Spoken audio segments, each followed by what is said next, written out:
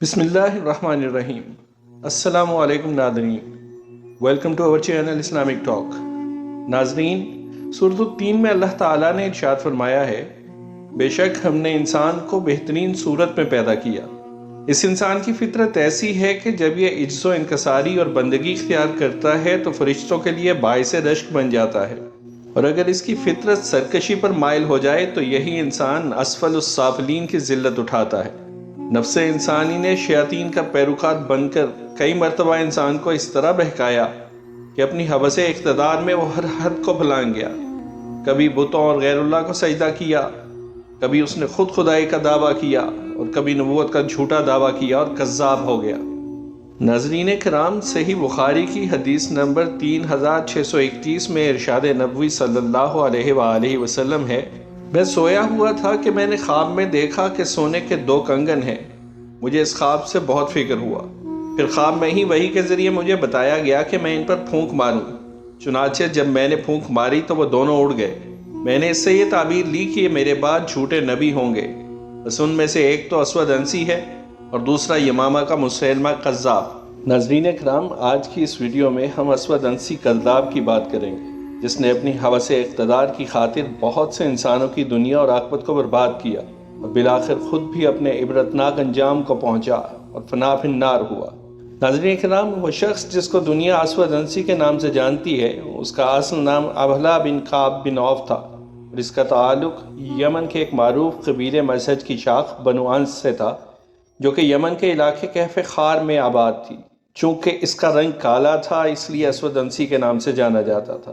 یہ شخص ہر وقت ایک چادر سے اپنے جسم کو ڈھانپے رکھتا اور سر پر عمامہ رکھتا، اس لیے اسے ذوالخمار بھی کہا جاتا تھا۔ اس شخص نے بڑی محنت سے گدھے کو سدھایا تھا، جو اس کے حکم پر سجدہ کرتا، بیٹھتا، اٹھتا، حتیٰ کہ 2 ٹانگوں پر کھڑا ہو جاتا تھا، اور یہ گدھے کے اس کرتب کو اپنے معجزے کے طور پر پیش کرنا چاہتا تھا۔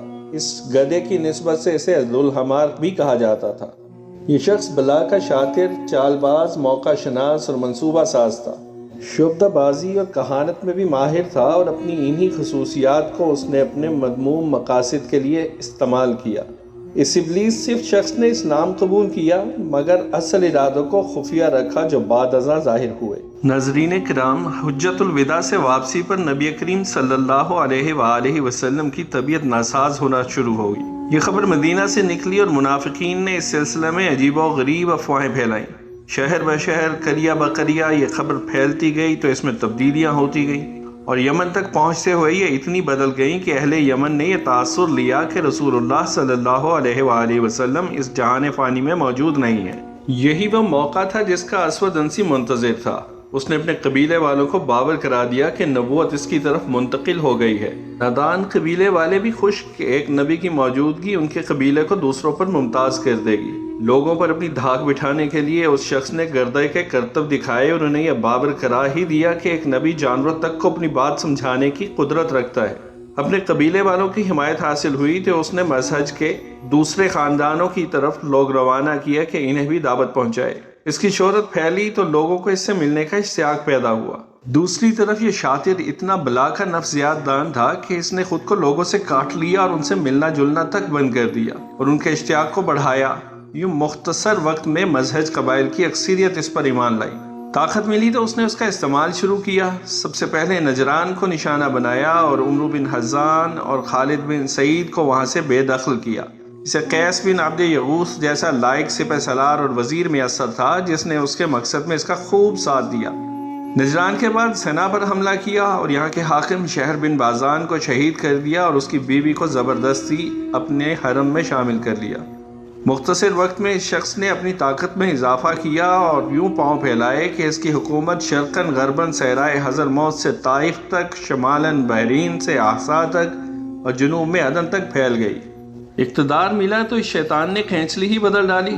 حلاوت، انکسار اور مروت کی جگہ نخوت، غرور اور رعونت نے لے لی۔ وہ جو کبھی اس کے انتہائی قریبی تھے، اب وہ اس سے ملاقات کو ترستے۔ اگر کبھی ملاقات بھی ہوتی تو صرف حکم دینے کے لیے۔ اس رویے کا شکار قیس بن عبد یغوث بھی ہوا اور اس سے بدظن ہو گیا۔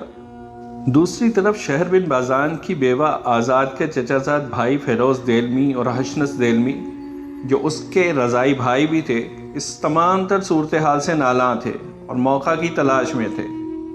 اب جو حالات کو انہوں نے اپنے حق میں بہتر پایا تو قیس اور فیروز کے درمیان رابطے شروع ہوئے۔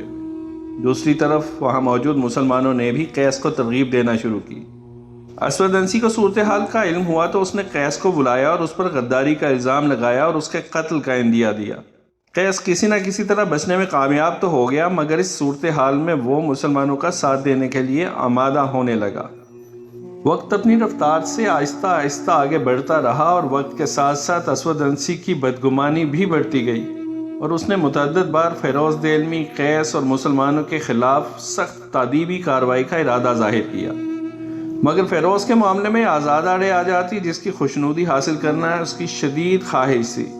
اسی طرح قیس کے معاملے میں بھی وہ مجبور تھا، کیونکہ اس کے بغیر اسود کے لیے اپنے وسیع تر مفادات کا حصول دشوار تھا۔ چنانچہ یہ دونوں کسی نہ کسی طرح بچتے ہی رہے۔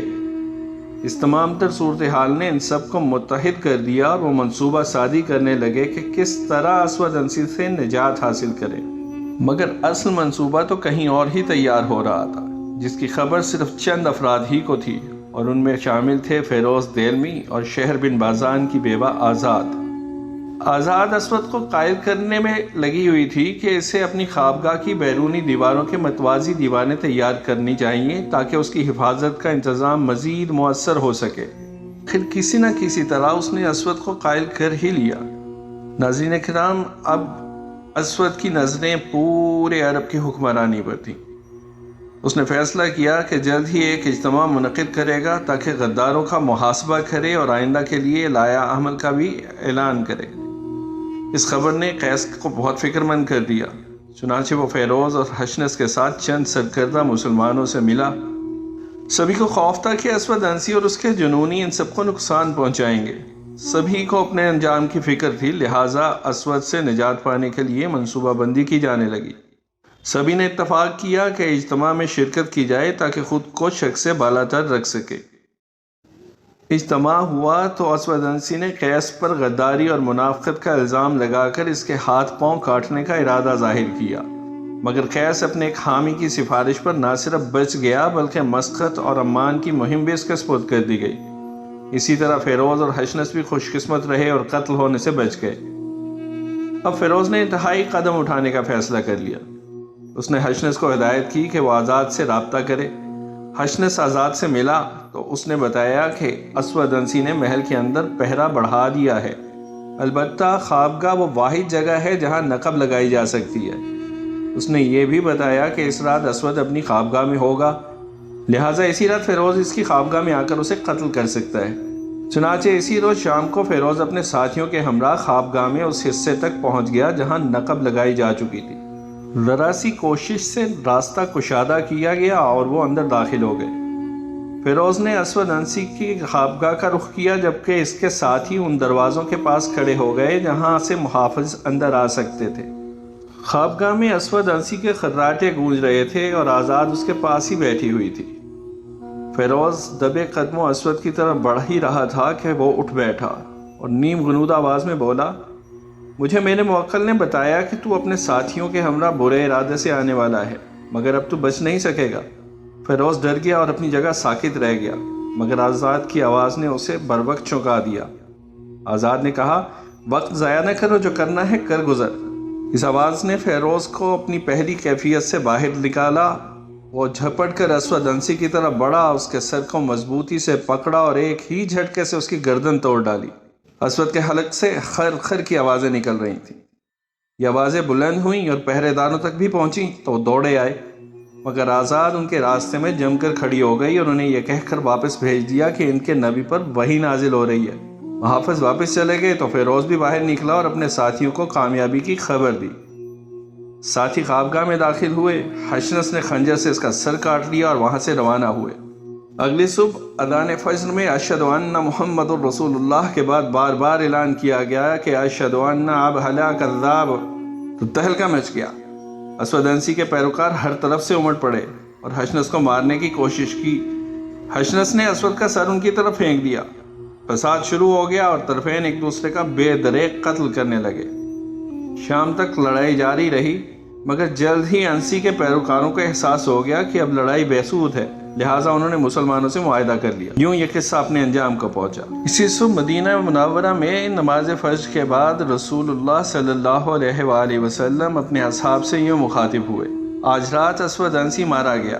صحابہ نے دریافت کیا: یا رسول اللہ، کس کے ہاتھوں ہلاک ہوا؟ فرمایا: ایک مسلمان کے ہاتھوں، جو ایک بابرکت خاندان سے تعلق رکھتا ہے۔ عرض کی: اس کا نام کیا ہے؟ فرمایا: فیروز۔ چند دن بعد ہی آپ صلی اللہ علیہ وآلہ وسلم کا وصال ہو گیا اور حضرت ابو بکر رضی اللہ تعالیٰ عنہ مسند خلافت پر آئے تو پہلی خوشخبری جو آپ کو ملی وہ اس کذاب کے واصل جہنم ہونے کی تھی۔